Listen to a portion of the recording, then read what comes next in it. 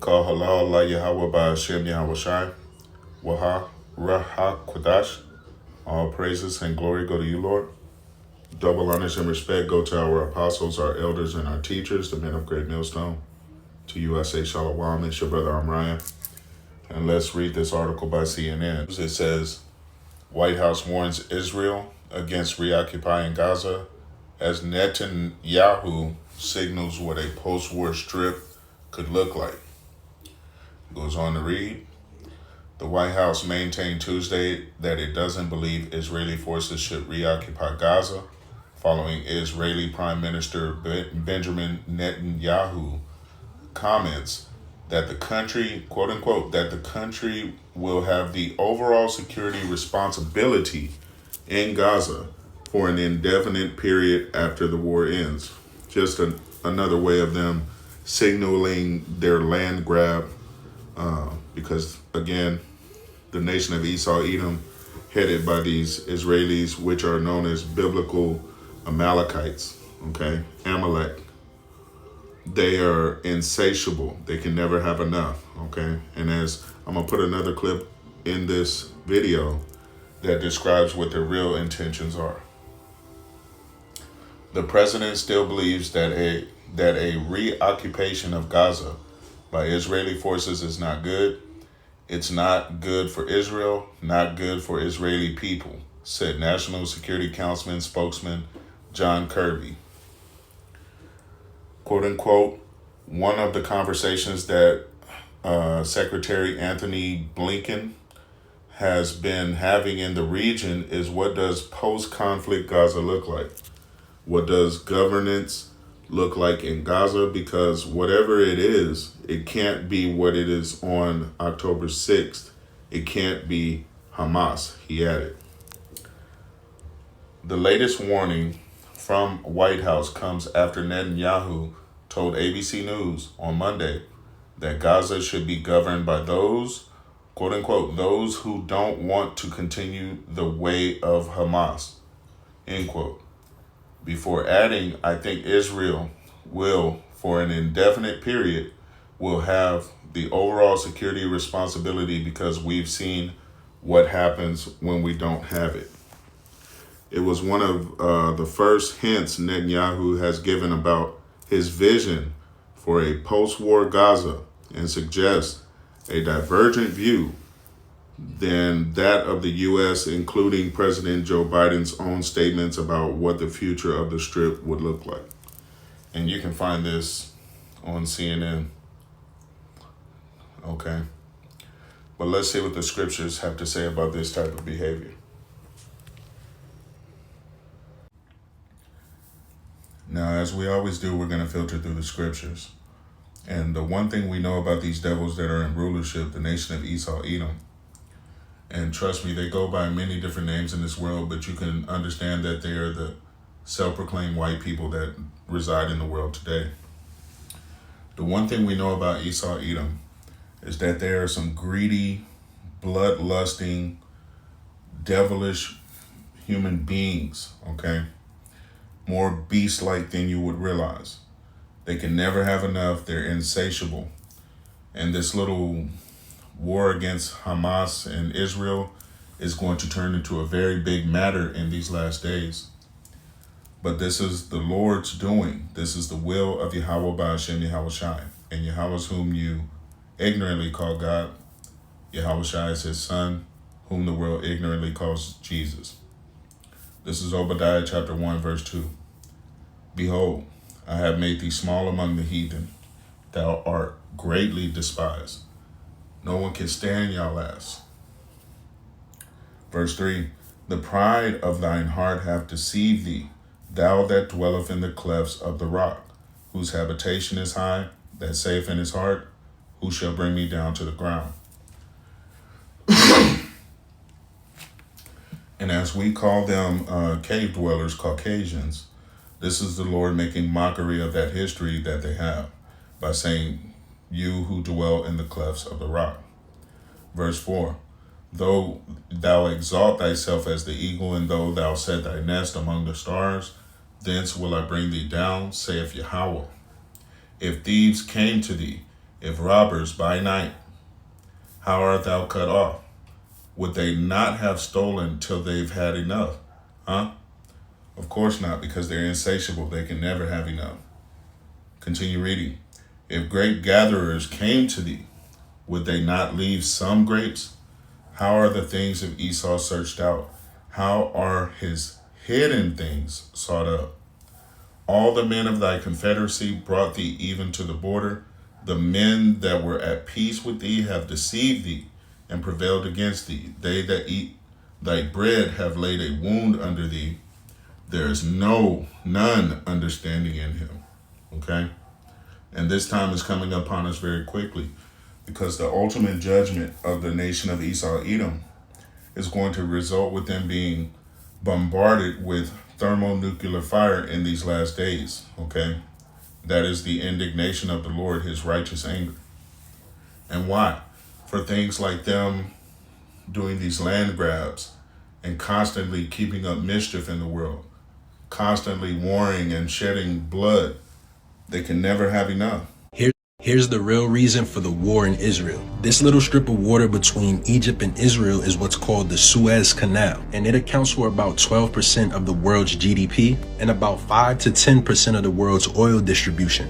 Now, in 2022, Egypt made about $8 billion in transit fees from the Suez Canal. Not bad for Egypt, but you notice didn't sit well with the United States, France, the UK, and Israel. The other thing about the Suez Canal is that it's very narrow and it only goes one way. So for 6 hours a day, ships can only go this way, and then for another 6 hours a day, ships can only come back this way, which economically costs time and money. Then there was an incident back in 2021 where a ship actually jammed the Suez Canal, which cost about $10 billion a day. Not only that, but the United States Pentagon said that the Suez Canal traffic impacted U.S. military vessel movement. And you know they can't have that. So what was the alternative? It's called the Ben Gurion Canal Project, which plans to be made cutting through Israel as an alternative route to the Suez Canal, and also will be wider and deeper than the Suez Canal, which is important because the only way that trade can get from Asia to Western Europe is if it cuts through the Suez Canal. Otherwise, they would have to go all the way around Africa to get to this side of Europe. Now, guess where this Ben Gurion Canal Project is being built through? That's right, Gaza. I'm no conspiracy theorist, but you do the math. Okay, and for this reason, the Lord has pronounced judgment against them. Verse 8, shall I not in that day, saith Yahweh, even destroy the wise men out of Edom and understanding out of the mount of Esau, right? Now, the whole time they're warning this guy Netanyahu, they're saying, hey, do a ceasefire. Calm down with all this bullshit, man. Chill out for a couple days. Let's see where this goes. He's like, hell no. Okay? He's in his bloodlust. He wants to keep up the fight. And though wisdom would say, hey, you're pissing off some very important, very powerful countries in the midst of your little skirmish, you need to chill out. He's not listening to reason because, again, the Lord has destroyed the wisdom out of Edom. Okay? Verse 9, and thy mighty men, O Teman, shall be dismayed to the end that every one of the mount of Esau shall be cut off by slaughter. Okay? You brought this judgment upon yourself. Okay? And how so? Verse 10, for thy violence against thy brother Jacob, shame shall cover thee, and thou shalt be cut off forever. Okay? Now this dispute, they call themselves the children of Jacob, okay? Hebrew Israelites. But in fact, the real Hebrew Israelites of the Holy Scriptures are scattered abroad to the four winds of the world, known as the so-called Negroes, Latinos, and North American Indians, okay? And all they've done is oppress us, slaughter us, and rob and pillage anything that we could possess, okay? For that reason, for their violence against us, the Lord has pronounced that they shall be cut off by slaughter in the form of ICBM nuclear warfare in these last days. Let's get one more scripture. All right, We're going to end out in Ezekiel chapter 35 because it says the same thing that Obadiah is basically saying. And for reference, Mount Seir is the original homeland of the nation of Esau Edom, the self-proclaimed white man that rules in the world today. Verse 2, Ezekiel 35 and verse 2. Son of man, set thy face against Mount Seir and prophesy against it. And that's what we're doing. We're telling these wicked as Edomites their judgment. And say unto it, thus saith Yahweh power, behold, O Mount Seir, I am against thee. He is against you. And I will stretch out mine hand against you, and I will make you most desolate. Okay? That is a threat. Why? Let's continue reading. Verse 4. I will lay your cities waste, and you shall be desolate, and you shall know that I am Yahweh. Because thou hast had a perpetual hatred. Notice this theme. Verse 5. Because thou hast had a perpetual hatred, and hast shed the blood of the children of Israel by the force of the sword in the time of their calamity, in the time that their iniquity had an end. And again, you Israelites, true biblical Israelites, are you so-called Negroes, Latinos, and North American Indians. Okay? Because of their perpetual hatred for you, the Lord has proclaimed judgment against them. Okay? Verse 6. Therefore, as I live, saith Yahweh power, I will prepare you unto blood, and blood shall pursue you. Since you have not hated blood, even blood shall pursue you.